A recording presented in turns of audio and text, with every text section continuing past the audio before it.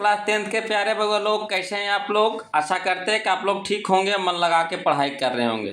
तो बगो हम लोग देख रहे हैं, है ना, मैट्रिक फाइनल परीक्षा 2025 के महत्वपूर्ण सब्जेक्टिव क्वेश्चन का सीरीज हम लोग देख रहे हैं बगो लोग। ये हमारा पार्ट 3 वीडियो होगा, है ना, पार्ट 3 वीडियो होगा।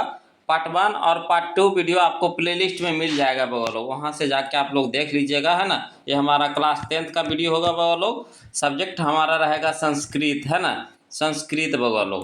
तो बगोलो ये हमारा गेस्ट प्रश्न है, गेस्ट प्रश्न है आपको, है ना। 100% क्वेश्चन इसी से आएगा बगोलो, ये हमारी गारंटी है कि आपको इसी से आएगा। वो भी कौन सा, तो जो 15 को क्वेश्चन पूछता है ना 2 नंबरिया, यानी 30 नंबर का क्वेश्चन हम आपको करवा रहे हैं बगोलो, है ना। 30 नंबर का क्वेश्चन हम आपको करवा रहे हैं, आपको 30 नंबर का क्वेश्चन इसी से रहेगा, है ना। जो 15 नंबर का 15 क्वेश्चन पूछता है 2 नंबर वाला, तो 15 तो नीचे 30 नंबर का क्वेश्चन आपको इसी से रहेगा ना। रट लीजिए, याद कर लीजिए, दिमाग में सेट कर लीजिए, जैसो इसको क्लियर कर लीजिए बगो लोग। तो चलिए वीडियो को शुरू करते हैं ना। और वीडियो अच्छा लगा बगो लोग तो प्लीज़ वीडियो को लाइक कर दीजिएगा, शेयर कर दीजिएगा। और जो अभी तक चैनल को सब्सक्राइब नहीं किए हैं बगो लोग, तो प्लीज़ चैनल को सब्सक्राइब कर लीजिएगा।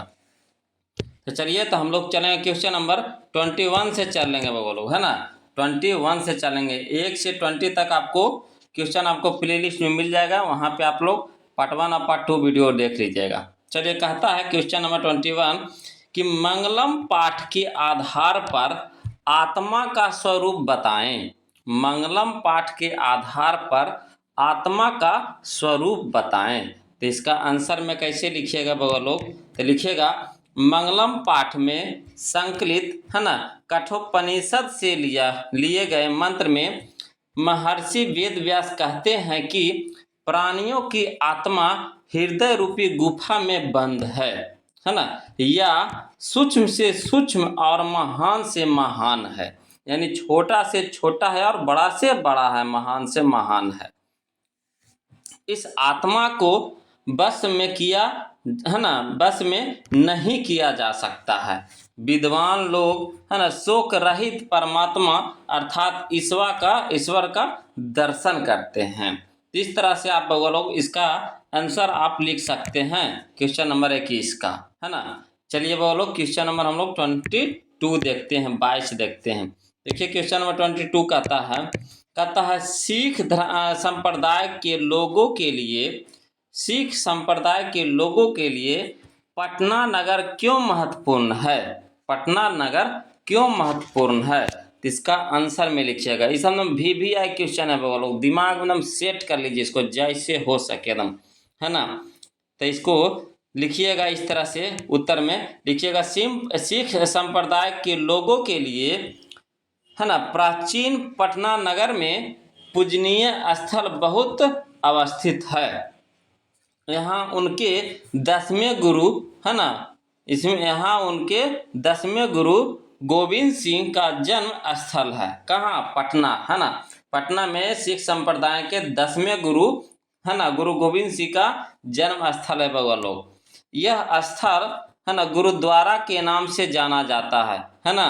जहाँ पे उनका जन्म हुआ था वहाँ पे, है ना, गुरुद्वारा के नाम से आज प्रसिद्ध है आज के समय में। इसलिए सिख संप्रदाय के लोगों के लिए पटना नगर बहुत महत्वपूर्ण है। आशा करते हैं कि आपको समझ में आ गया होगा बगो लोग, है ना। इसको 2-3 बार अपने भाषा में इसको पढ़िए और इसको लिखने का प्रयास कीजिएगा बगो लोग। चलिए क्वेश्चन नंबर हम लोग 23 देखते हैं। देखिए क्वेश्चन नंबर 23 कहता है प्राचीन ग्रंथों में पटना के कौन कौन से नाम मिलते हैं। प्राचीन ग्रंथों में पटना के कौन कौन से नाम मिलते हैं। ये सब VVI क्वेश्चन है बगो लोग, तुम याद कर लीजिएगा जैसे हो सके, है ना। तो इसको उत्तर में इस तरह से लिखिएगा प्राचीन ग्रंथों में पटना के निम्नलिखित नाम मिलते हैं।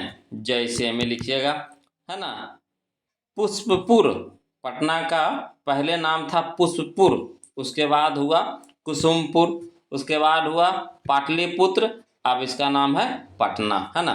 इत्यादि मिलते हैं बगो लोग कुछ, है ना, पुष्पपुर, कुसुमपुर, पाटलिपुत्र इत्यादि मिलते हैं।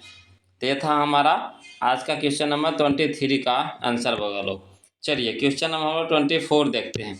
देखिए क्वेश्चन नंबर 24 कहता है कि भगवान बुद्ध ने पटना के संबंध में क्या कहा था। भगवान बुद्ध ने पटना के संबंध में क्या कहा था। तो यहाँ इसका उत्तर इस तरह से लिखिएगा बाबा लोग। लिखिएगा, भगवान बुद्ध प्राचीन काल में अनेक बार पाटलीग्राम आए थे, है ना। भगवान बुद्ध प्राचीन काल में अनेक बार पाटलीग्राम आए थे, यानी पाटलीग्राम भी इसका नाम था, है ना, पटना का। यहाँ आकर इस गांव के महत्व को बढ़ाया था और उसी समय उन्होंने कहा था कि यह गांव कालांतर में एक दिन महानगर होगा, परंतु इस नगर को आग, पानी, युद्ध का भय सदा बना रहेगा। समझ रहे हैं बात को। क्या कहे थे भगवान बुद्ध ने। भगवान बुद्ध उस समय जब भगवान बुद्ध गए थे तो उसमें वो गांव था, वो शहर नहीं था। पटना जो था वो शहर नहीं था, वो गांव था, है ना। फिर वो बोले, उन्होंने कहा कि यह गांव कालांतर में, माने आने वाला समय में महानगर होगा, परंतु इस नगर को आग, पानी, युद्ध का भय सदा बना रहेगा। यही बोले थे भगवान बुद्ध ने पटना के बारे में। चलिए क्वेश्चन नंबर हम लोग 25 देखते हैं बाबा लोग। देखिए क्वेश्चन नंबर 25 कहता है वर्तमान पटना के वैभव का वर्णन अपने शब्दों में करें।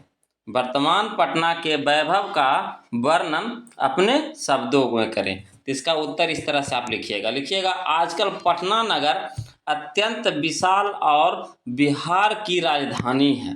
दिन प्रतिदिन इस नगर का विस्तार होता जा रहा है।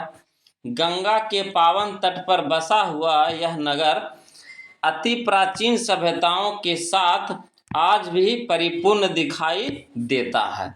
संग्रहालय, सचिवालय, गोलघर, तारामंडल, जैव उद्यान, मौर्यकालीन अवशेष, है ना, महावीर मंदिर, यहाँ दर्शनीय स्थल है ना। यहाँ पे देखने का चीज़ आपको क्या क्या है, संग्रहालय है, सचिव है, गोलघर है, तारामंडल है, जैव उद्यान है, मौर्यकालीन अवशेष है, महावीर मंदिर है ना। यहाँ का है ना दर्शनीय स्थल है। बोलो, सिख संप्रदाय के 10वें गुरु गोविंद सिंह का जन्म स्थल गुरुद्वारा के नाम से प्रसिद्ध है। तो इस तरह से आप पटना के बारे में बता सकते हैं अपनी भाषा में लिख करके। ये था वो लोग आज का हमारा, है ना, 25 क्वेश्चन का आंसर। चलिए क्वेश्चन हम लोग 26 देखते हैं। देखिए कहता है 26, पटना के मुख्य दर्शनीय स्थलों का नाम, है ना, का नामोल्लेख करें, है ना। पटना के मुख्य दर्शनीय स्थलों का नामोल्लेख, है ना, उल्लेख करें। तो इसको लिखिएगा इस तरह से बगलो, लिखिएगा पटना के मुख्य दर्शनीय स्थल निम्नलिखित है। जैसे में आप लिख सकते हैं संग्रहालय है, उच्च न्यायालय है, सचिवालय है, गोलघर है, तारामंडल है, जैव उद्यान है, मौर्यकालीन अवशेष है, महावीर गुफा है, गुरुद्वारा है आदि पटना के प्रमुख दर्शनीय स्थल है। तो इस तरह से आप पटना में जो घूमने, जो देखने लायक जो जगह है उसके बारे में पूछ रहा है, तो आप इस तरह से जवाब दे दीजिएगा, है कि नहीं। तो चलिए क्वेश्चन नंबर हम लोग 27 देखते हैं बगलो। देखिए क्वेश्चन नंबर 27 कहता है चंद्रगुप्त मौर्य के काल में पाटलिपुत्र की रक्षा व्यवस्था कैसी थी। चंद्रगुप्त मौर्य के काल में पाटलिपुत्र की रक्षा व्यवस्था कैसी थी। तो इसका उत्तर में इस तरह से लिखिएगा बोलो, पाटलिपुत्र वैभवम पाठ में बिहार की राजधानी पटना के प्राचीन महत्व का निरूपण है। ऐतिहासिक परंपरा से आधुनिक राजधानी के प्रसिद्ध स्थलों का निरूपण किया है। चंद्रगुप्त मौर्य के समय यहाँ शोभा तथा रक्षा व्यवस्था उत्कृष्ट थी, माने पूरी तरह से इसका शोभा में पूरा व्यवस्था किया गया था, है ना, देखने लायक था उस समय जगह, और रक्षा व्यवस्था में पूरी तरह से था, है ना। डर भय का नाम कुछ भी नहीं था उस समय चंद्रगुप्त मौर्य के समय में, है ना। तो ये था वो लोग आज का हमारा 27 का आंसर। चलिए क्वेश्चन नंबर हम लोग 28 देखते हैं। देखिए क्वेश्चन नंबर 28 कहता है राजशेखर ने पटना के संबंध में क्या लिखा है। राजशेखर ने पटना के संबंध में क्या लिखा है। तो इसका उत्तर में आप इस तरह से लिखिएगा राजशेखर ने पटना के संबंध में लिखा है कि दीर्घकाल तक पटना सरस्वती परंपरा अर्थात ज्ञान परंपरा का वाहक रहा है। पाणिनि, है ना, पिंगला, बरूची, पतंजलि आदि आदि जैसे विद्वानों स्थल रहा है ना। यहाँ पे बहुत सारे विद्वान भी आए हैं, है ना।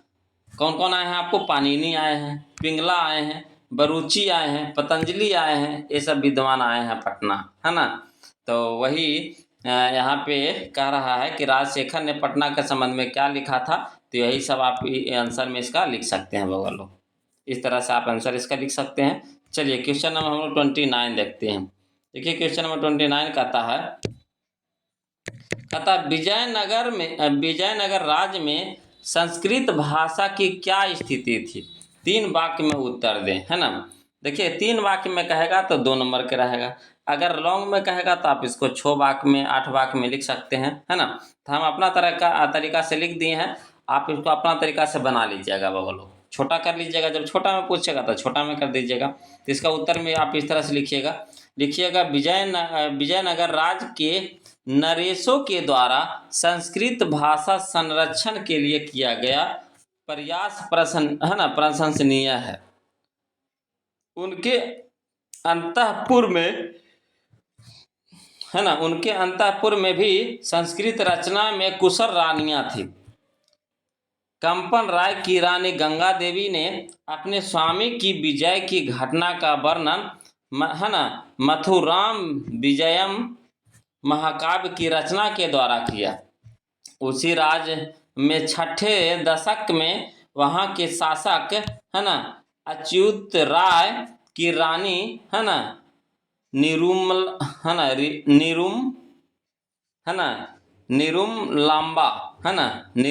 लांबा ने, है ना, वरदाम्बिका पमी नामक बृहद चंपकाव्य की रचना की। जिस तरह से आप संस्कृत भाषा की क्या स्थिति था विजयनगर राज्य में, तो उसको आप अपना तरीका से लिख सकते हैं ना। ये सब जो रानियां थी तो सब संस्कृत भाषा में कुछ ना कुछ काव्य लिखा है ना। चलिए बगलो क्वेश्चन नंबर हम लोग अब 30 देखते हैं। देखिए क्वेश्चन नंबर 30 कहता है पंचवटी की धार्मिक महत्व का उल्लेख करें। पंचवटी के धार्मिक महत्व का उल्लेख करें। इसका उत्तर में आप इस तरह से लिखिएगा कि वनवास गमन काल में भगवान राम, लक्ष्मण और सीता के साथ पंचवटी में निवास किए थे, है ना। जब भगवान वनवास गए थे, है ना, तो वहाँ पे राम, लक्ष्मण और सीता ने पंचवटी में निवास किए थे, रहे थे। यहाँ सीता अधिक दिनों तक सुरक्षित रही, इसी कारण इस स्थान का विशिष्ट महत्व है ना। अब ये धार्मिक जगह भी बन गया, लोग वहाँ पे घूमने के लिए जाते हैं, देखने के लिए जाते हैं कि पंचवटी कहाँ है, कैसी है ना, कहाँ सीता माता रही थी, है ना। सभी लोग जाते हैं वहाँ, श्रद्धापूर्वक देखने के लिए भी जाते हैं।